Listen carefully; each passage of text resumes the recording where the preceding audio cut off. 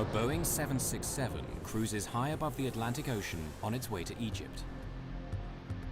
217 people are on board. Just half an hour after takeoff, disaster strikes. The pilot and co-pilot struggle desperately for control of their aircraft. The lives of all on board will depend on these two pilots and what they do about this dive towards the ocean.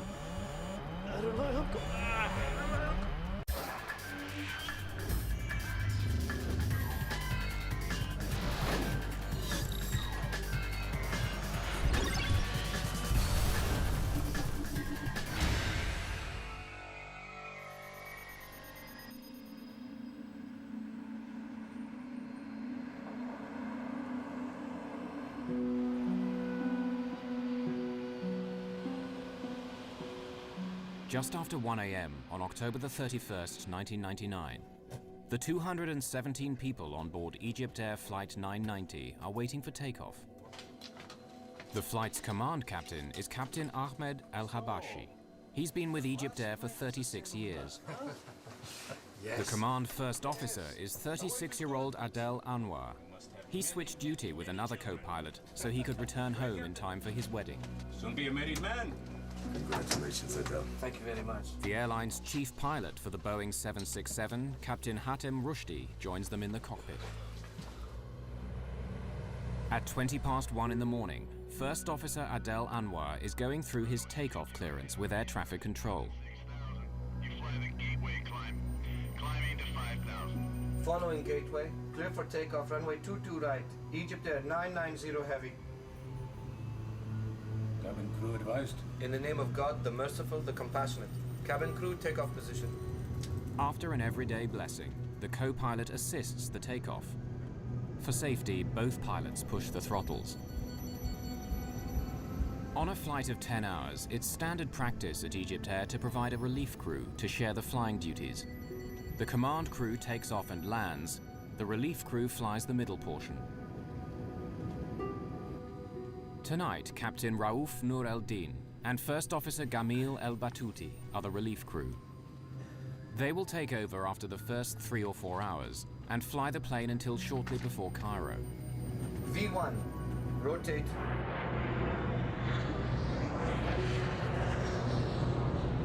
Positive rate of climb, both sides. 1,000. Egypt Air 990 heavy. Contact. Departure now. 125.7. 1257. Bye. A large number of passengers are senior citizens from the United States, looking forward to touring the wonders of ancient Egypt. My dad and Ginny were married in 1998 on October 23rd. And to celebrate their first anniversary, they decided to take a trip to Egypt. Anita Child's parents are retired and on their way to Egypt as well. They always had great time on these tours. They traveled frequently, and so it was a pleasure trip they were looking forward to, seeing the Holy Land especially. Maureen Sacratini and her brother John Simmermeyer enjoyed the fact that their parents loved to travel. They had been particularly fond of a program known as Elder Hostel, and this particular vacation trip to visit the pyramids and the other historical sites in Egypt was an Elder Hostel trip. There are 14 of Egypt Air's experienced crew operating the flight. There are also 33 Egyptian military officers and pilots on board, returning after training with the American Armed Forces. Gamil el-Batouti used to be an Egyptian Air Force flight instructor. He's now one of the oldest first officers at Egypt Air. He's so much older than the other co-pilots that out of respect they call him Captain.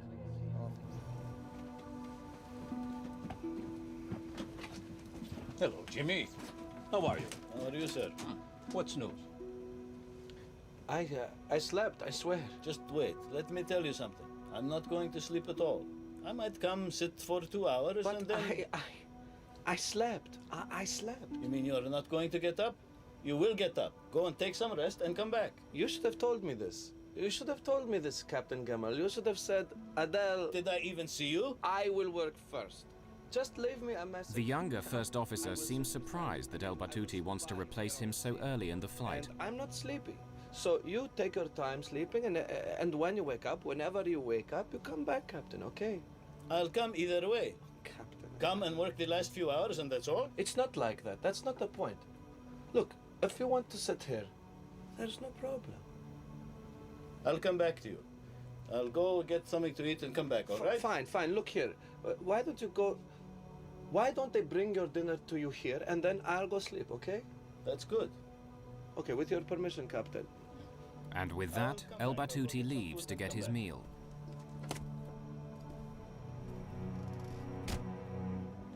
Do you see how he does whatever he pleases?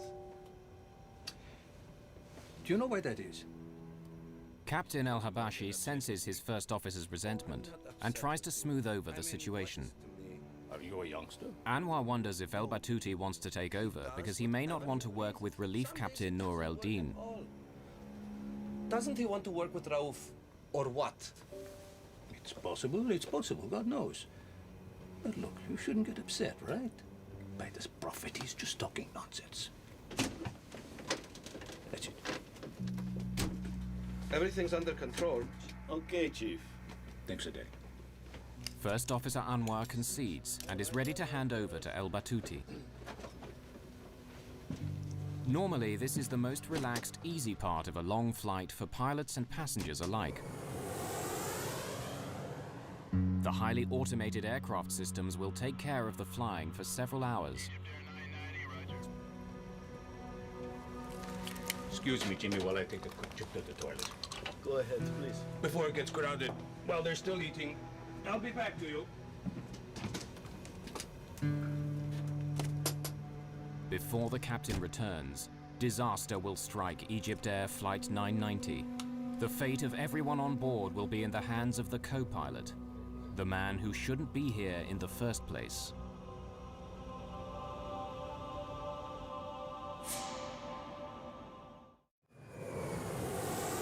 On a Boeing 767 bound for Cairo, Egypt Air's Flight 990 appears to be cruising smoothly over the Atlantic. The relief first officer Gamil El Battuti is alone in the cockpit, while the captain has gone to the washroom. But then the plane dips, plunging down.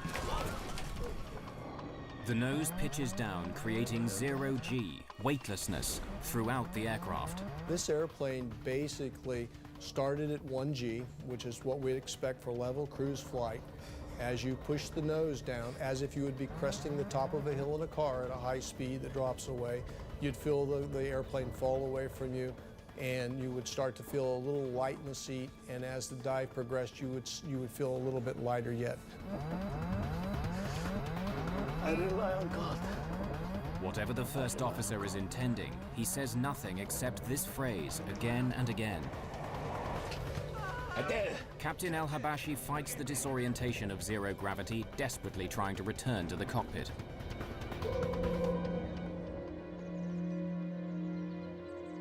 An American journalist living in France studied this flight extensively. 16 seconds after the dive began, when the airplane had gone into zero G and into negative G and was at an extreme angle, the captain somehow made his way back into the cockpit.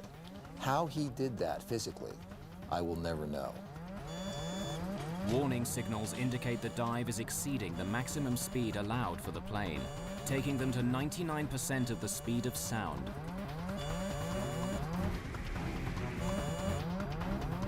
This far past the plane's design limits, the stresses on the airframe are pulling it apart. What's happening? Captain El Habashi pulls back hard on his control column.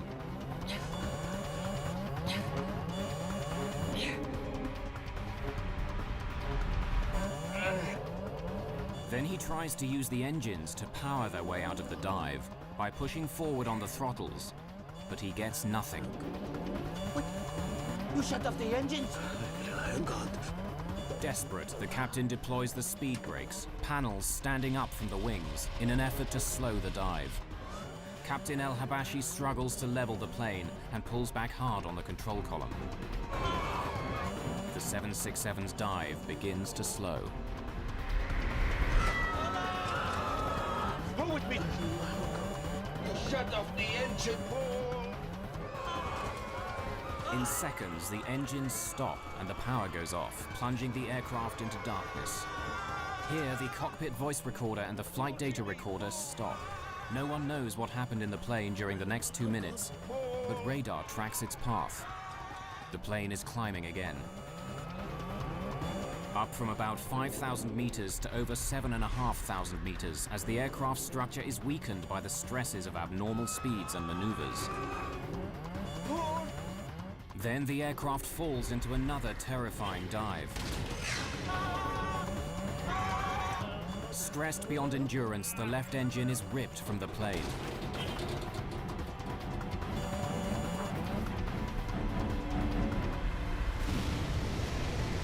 Egypt Air 990, New York Center. Egypt Air 990, if you copy... At 1:52 a.m., Flight 990 disappears from radar screens, crashing into the surface of the Atlantic Ocean, some 100 kilometers off the American coast. Coast Guard search and rescue get a call at 2:15 a.m. A plane has disappeared and Coast Guard vessels are called to the scene. The U.S. merchant marine training vessel King's Pointer is first to arrive. Just as the day was dawning, we noticed oil in the water. And that was the first indication, so we turned the ship around back into the oil, and about as soon as we turned around, we started seeing debris rise up to the surface. In Heliopolis, a Cairo suburb, Captain al-Habashi's daughter can only guess what her father went through. Can you imagine if you have a beloved one, a father, a daughter, or a brother, facing all the horrors of finding himself falling from 36,000 feet suddenly, trying to save his life, his colleagues' lives, the people, the passengers. In a home in Maryland, a sleepy Sunday morning takes a tragic turn. I had woken up for some reason at 5:30 in the morning, and we were flipping on the TV to check the weather, and we were deciding what mass we were going to be going to. It was Sunday. And immediately on CNN, they had Flight 990 missing, and I was in total shock. I ran down to my refrigerator where I had my parents' itinerary, and I ripped it off and just started sobbing uncontrollably. I was screaming. I didn't know what to do. In Cairo, Relief Captain Raouf Nur el-Din's daughter May clung to hope for her father.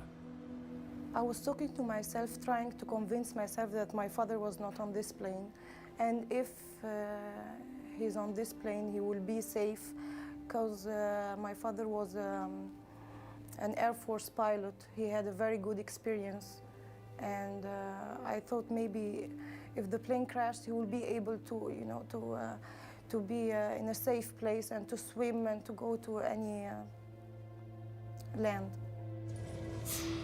At the crash site, all that's left is pieces. Within hours, authorities know there's little hope for survivors. We believe at this point that it is in everyone's best interest to no longer expect that we will find survivors in this case. Egyptian President Hosni Mubarak reaches out to a stricken nation. This is the worst air crash in Egypt's history. Really, I was shocked. It's a big tragedy for us. And I give my condolences to all the passengers, to the families of the crews who have been lost in this tragedy. And I've contact with President Clinton and other agencies. And he's giving good support for trying to find, investigate, see what was the reason. The American president would answer his ally with a commitment. And I spoke earlier with President Mubarak of Egypt today to express my condolences and to assure him that we would be working together closely until this matter is resolved. We do not know what caused this tragedy. In northern Indiana, music historian Jim Brokaw learned what happened to his father and stepmother. One of the many things that I felt on that first horrible morning was the sense that people all over the world were confronting the same horrible circumstances that I was, and had the same sense of helplessness and disorientation that I did. Shocked and grieving, relatives arrive at Newport, Rhode Island. They will seek answers and share comfort. There were 100 Americans, 89 Egyptians, 21 Canadians, and 7 victims of other nationalities on board.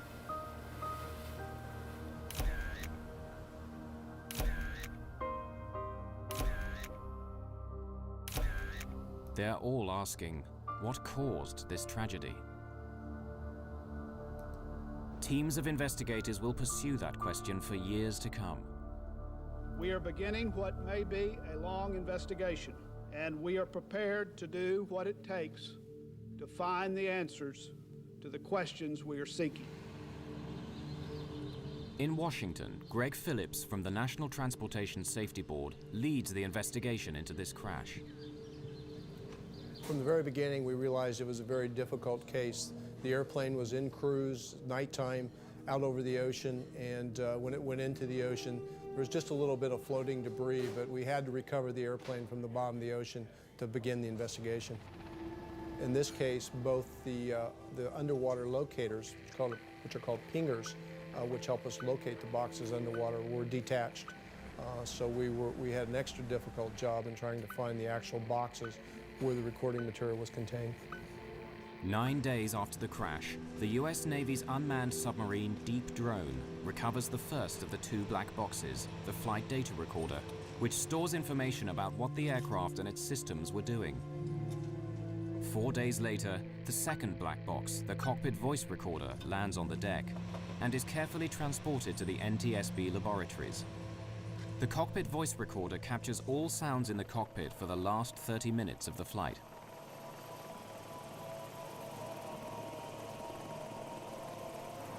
The black boxes are protected to withstand impacts of 3,400 times the force of gravity.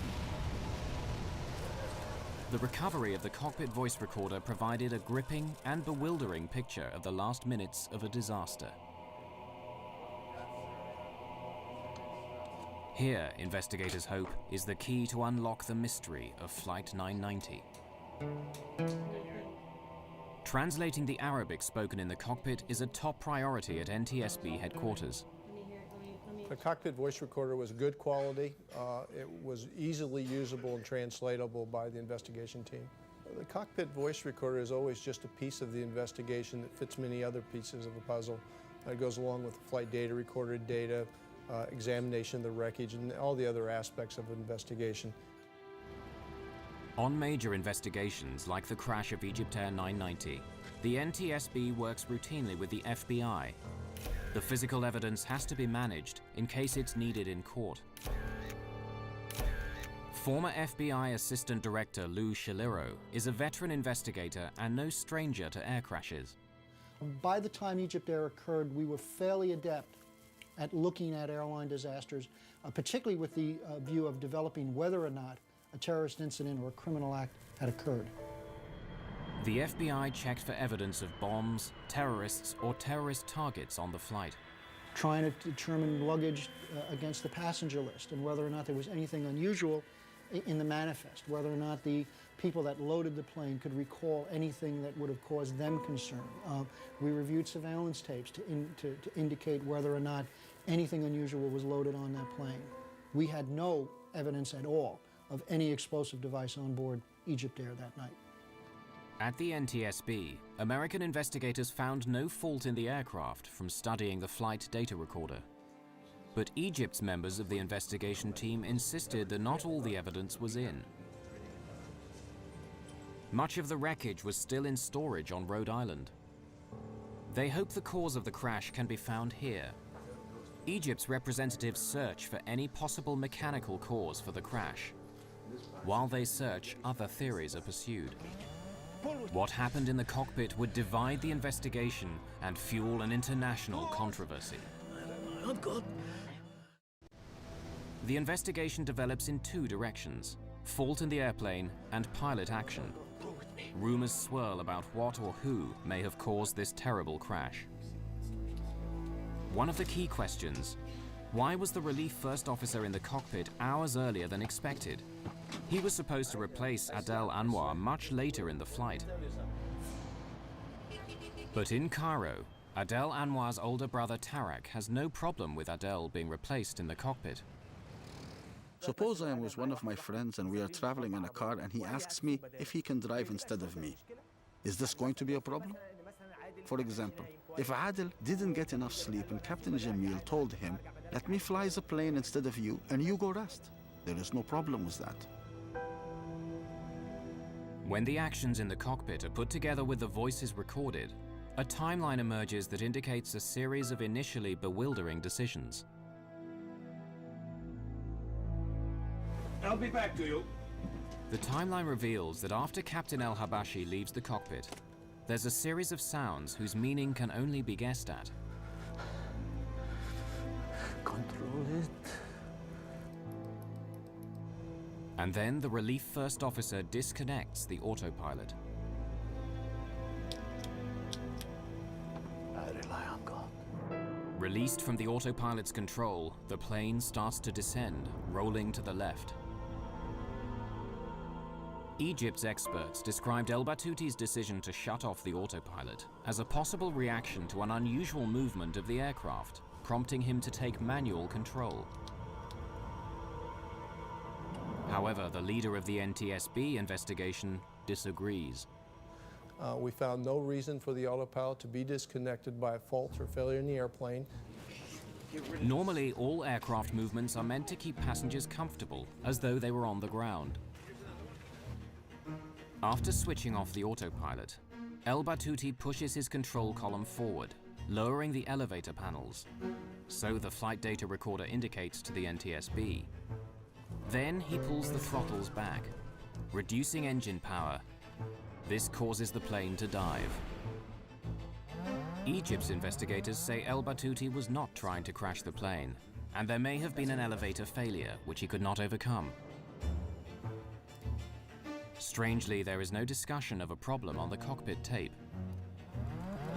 When the captain made his way back to the cockpit, he asked the first officer what was going on and never received a response. As former director of aviation safety, Bernard Loeb oversaw all air crash investigations at the NTSB. It is well understood that in a cockpit, a jet transport cockpit of virtually any airline in the world, when a captain comes in and asks a question, the first officer will respond. When the captain asked his questions, Batuti did not respond. Fighting the dive, pulling his column back all the way, the captain cannot gain complete control of the elevator, so he tries the throttles to power out of the dive. He was unaware that seconds earlier the first officer had shut off the fuel to the engines. Egypt's experts say that El Batuti may have been acting out of caution. The flight data show that a low oil pressure warning appeared. That can mean the engines have flamed out. The captain may have then ordered the fuel to the engines shut off as part of the procedure for restarting the engines.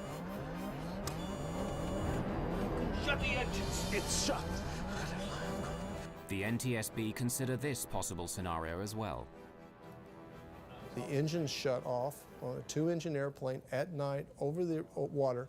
We couldn't understand any reason why any emergency could cause you to shut all the power off available to the airplane when you're heading away from the nearest airport.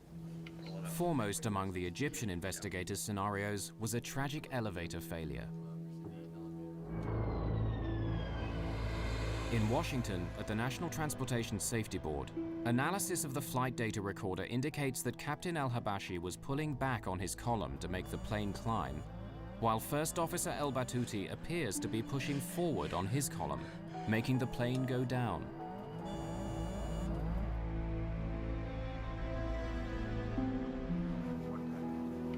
Egypt's experts argued that this crash could have been caused by a failure in the elevator assembly, producing an elevator hardover, a jam in the elevator controls which lock them in the down position, plunging the aircraft into an uncontrollable dive.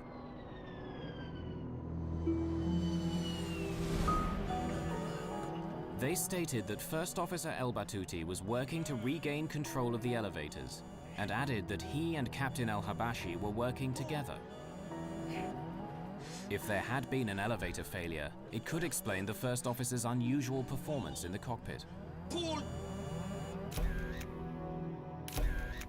Supporting evidence is found when analyzing fragments of the wreckage in the hangar at Rhode Island.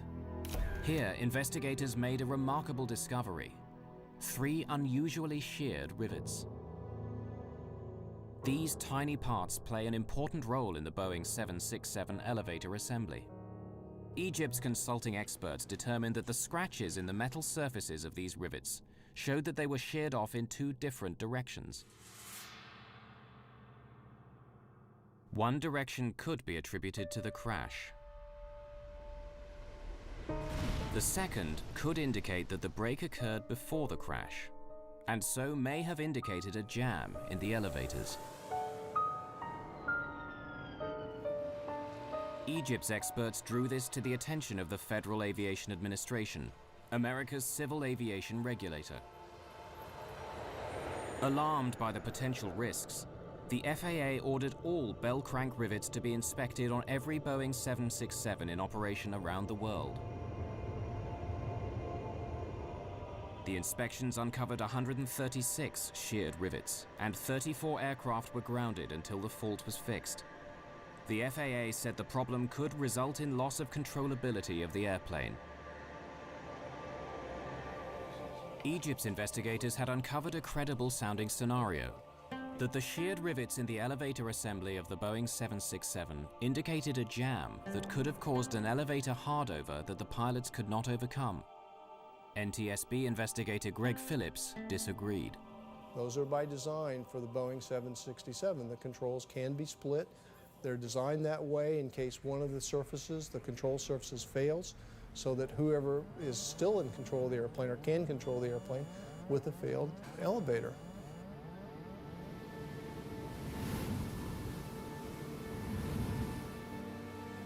Before he became an investigative writer, William Langewiescher was a commercial airline pilot. Flight 990's maneuvers are programmed into a flight simulator in order for Langewiescher to test a pilot's reactions. To see an airplane going so wildly into a dive, to see the altimeters unwinding at that speed, to hear the horns and warning signals going off, is frightening. Whatever the cause of the dive, Langewiescher tries a variety of responses to recover from it. Finally, they asked me to wait at the extreme 15 seconds. To sit in a 767 or any airplane going out of control and do nothing for 15 seconds. 15 seconds is a long time. It's inconceivable, but I did it. And even at 15 seconds, even waiting 15 seconds, I was able, through no particular skill, really reacting almost as any student pilot would, to recover the airplane, recover from the dive, before the airplane exceeded its limits. No Boeing 767 has suffered from an elevator hardover and dive before or since the crash. Based on the data, the information we have from the testing that was done as a group effort with all the best thinking everybody had at the time, we could not make this airplane do what it did with any of the failure scenarios that were presented to us. While mechanical failure scenarios were exhausted and terrorism was excluded, the FBI continued to dig into the life of First Officer Gamil El-Batouti. Less than 3 weeks after the disaster, news media report that in the final moments before the crash, El-Batouti said, "I have made my decision. I put my faith in God," causing many to believe he might be an Islamic militant bent on destruction. But the translation was incorrect. From our initial review of Batouti's background, he was a fairly religious person, but I don't think we had anything to determine that his religious beliefs were radical or beyond what would have been a normal religious person. What had Batouti said, and what does it mean? Egyptian professor Amin Bonar teaches Arabic at Georgetown University in Washington. Tawakkaltu means I depend, I rely, I trust, and Allah on, and Allah is God. أو توكلت على الله, on God I rely. I depend in whatever I'm going to be embarking on. People use it when they start a trip, when they start driving, going back home, you say توكلت على الله. When you have an exam, you begin by saying توكلت على الله. It's a very positive phrase. So it's not the kind of phrase that anyone would be using before they commit a crime or before they commit suicide. To say this common phrase once was normal, but El Batouty repeated it 11 times. What's happening? For the El Batouty family, their grief would be compounded by the need to defend their father's honor. When he died, the one thing we had to reassure us was that he had died honorably. And now they're trying to take that away from us. There is a lot of mechanical failures. Why you have only to say that it's a deliberate act, no mechanical, no weather, no mechanical, no weather. So why? Because he's an Egyptian pilot. Chairman Jim Hall allowed that it could have been a criminal act rather than an accident. The investigation could end up in the hands of the FBI alone. It is only prudent for the National Transportation Safety Board to consult with these experts and officials to fully evaluate this information prior to any final decision on whether the responsibility for this investigation should transfer to the Federal Bureau of Investigation. Egypt's President Hosni Mubarak, formerly commander of the Egyptian Air Force, had known Gamil El Batouty, according to his nephew Walid. Mubarak asked President Bill Clinton to intercede to keep the crash from becoming an FBI matter. Since the crash, Walid El Batouty, nephew of Gamil, has become the El Batouty family spokesman. You have to understand that the highest ranking in this country, which is the Egyptian president, was an Air Force pilot. And he was asked, and he says, according to my experience, it's in the tail unit. Something happened there.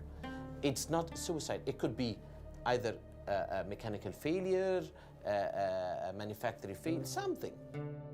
In America, the FBI focuses on Gamil El Batouty and the question of motive.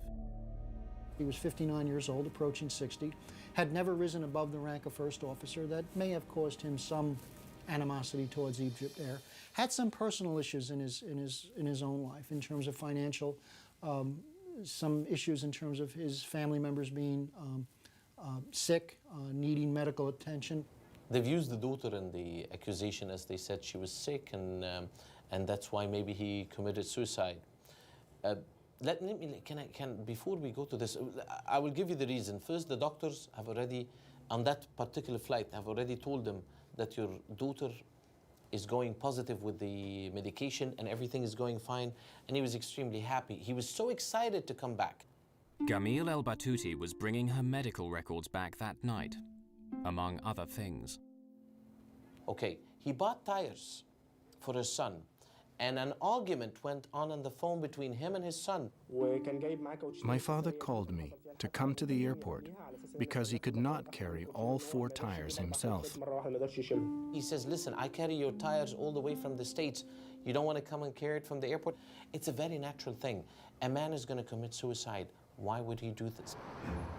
In New York, the FBI continued their investigation at the Hotel Pennsylvania, where Egypt Air had a block booking of about 50 rooms for their crews. The investigation that the FBI was able to do as far as Batouti's background probably spanned a period of about a year or so, at least from the records that we were able to obtain and from the interviews we did at the various places that he stayed. So he did have, I think, a propensity to engage in behavior with some of the hotel people in terms of sexual misconduct. Hey, pretty lady, where did you get to? Which, you know, at the time really appeared to be totally out of the realm of what was normal for a person of that status to do. A husband and father of 5, Gamil El Batouty was notorious for leering at and bothering female guests and hotel staff. Come to my room. The FBI learned that 2 years before the crash, 2 young women reported that he called them on their hotel room phone, telling them to look out the window across the courtyard. You have a good time too. When they did, they saw El Batouti exposing himself and reported the incident to hotel security. His provocative behavior would continue. A hotel maid told the FBI that the night before the crash of EgyptAir 990, El Batouti had sexually harassed her again. No, I want to talk to you because, look, I give you $100 if you just come to my room. I'm not here for that. Oh, sure. I'm here to work. Just leave me alone. Don't be like that. When the maid reported the approach, another addition was made to the hotel's record of sexual harassment of guests and staff by El Batouti.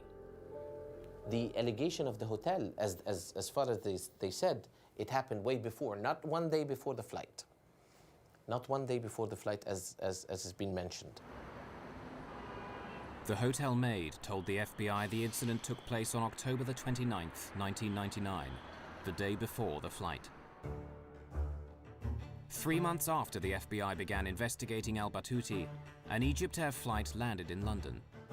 The plane's captain requested political asylum in the United Kingdom. He claimed to have information about the cause of the crash of EgyptAir 990, and he feared reprisals in Egypt. Captain Hamdi Taha was a colleague of Gamil El Batouti, and he was walking away from his wife, his family, and his country. The FBI sent a special agent, and along with a British security officer, he interviewed Captain Taha. Were you aware of El Batouti displaying sexually inappropriate behavior? Yes. This is very important. I heard it from pilots who I trust.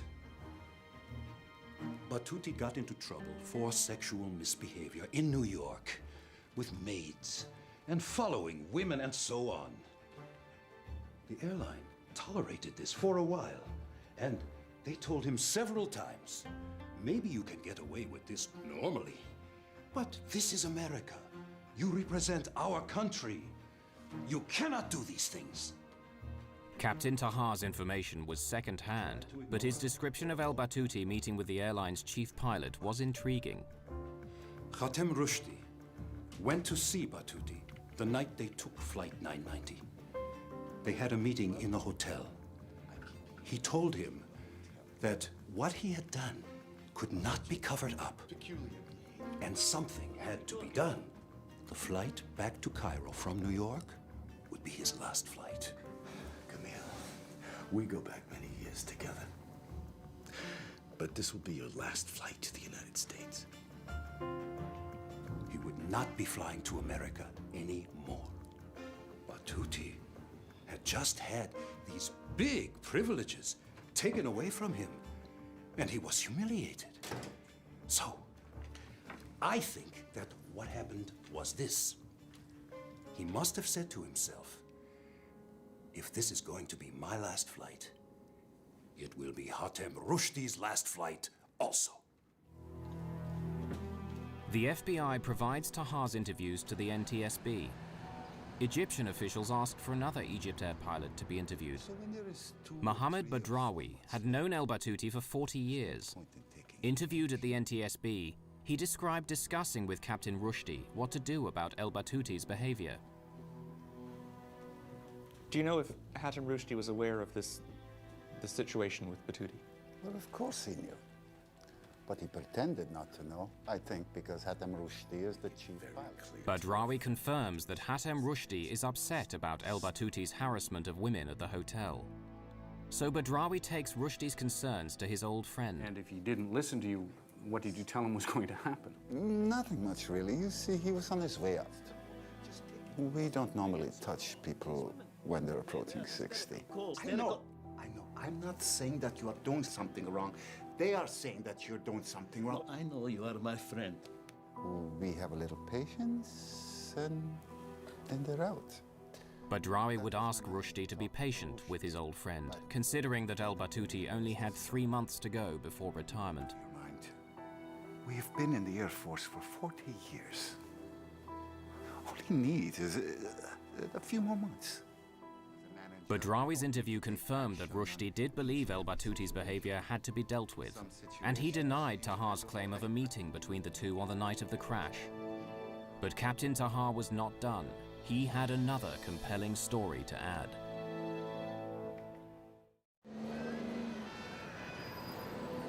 In London, an Egyptian pilot has requested political asylum and is offering an insider's view of the most controversial tragedy in the history of Egypt Air. Captain Tahar revealed to the FBI how Egypt Air briefed its pilots about the crash. When they had done the transcripts of the cockpit voice recorder, the Egypt Air Chief of Operations called all flight crew to a special meeting in Cairo and told us the facts. Just the facts. No commentary. No explanation of any technical problem. He did not say anything, but all we pilots realized that this was not an accident. And then he told us not to talk to anyone about it. Don't talk to your family. Don't talk on the phone. Don't talk to each other, he told us. All of us realized that Batuti had done this on purpose. For the American families involved, this was a case of 216 murders and 1 suicide. In Egypt, big, close, extended families combine with a strong religious faith to deny that Egyptians commit suicide. The story has many sides. It has to do with religion, it has to do with beliefs, it has to do with the culture. I think until today, still in the Egyptian culture, people don't believe that Muslims or that Egyptians or that people coming from that culture commit suicide. Cultural differences were not the only impediments to this investigation. One of the difficulties that we did have was that when we went over to Egypt and attempted to really get into his background, it became a very sensitive issue for the Egyptian government. FBI efforts to learn about El Batuti's personal life and family relations would be stymied. It became almost to the point where we were never really able to develop all the things that we needed to get at. Finally, on March the 21st, 2002, after a nearly $10 million investigation over 2 years and 5 months, the NTSB publishes its report and determines that the probable cause of the Egypt Air Flight 990 accident is the airplane's departure from normal cruise flight and subsequent impact with the Atlantic Ocean as a result of the Relief First Officer's flight control inputs.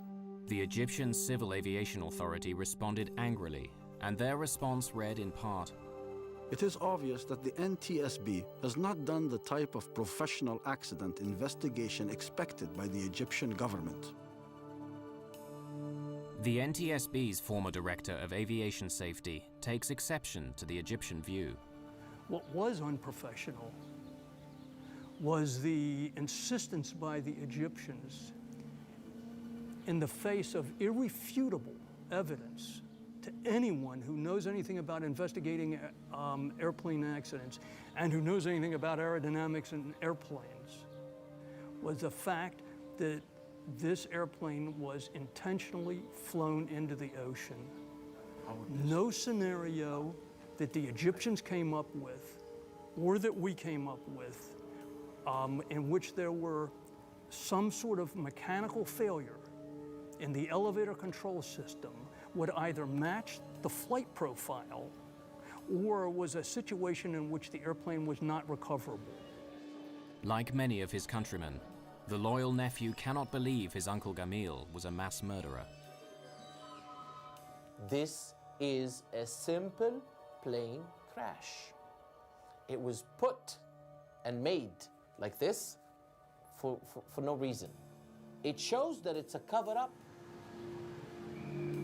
Greg Phillips takes pride in having thoroughly investigated every lead and every scenario. When we sign on to be accident investigators, we do it with the idea that we're going to keep the next one from happening, not to cover up one that did because of whatever reason may be given to us. I've never known that to happen. I've never even known it to come close to happening. There continue to be differing perspectives on the crash of Egypt Air Flight 990, and unanswered questions remain for broken and damaged families. For many of them, answers to how and why this plane crashed will forever be a painful mystery.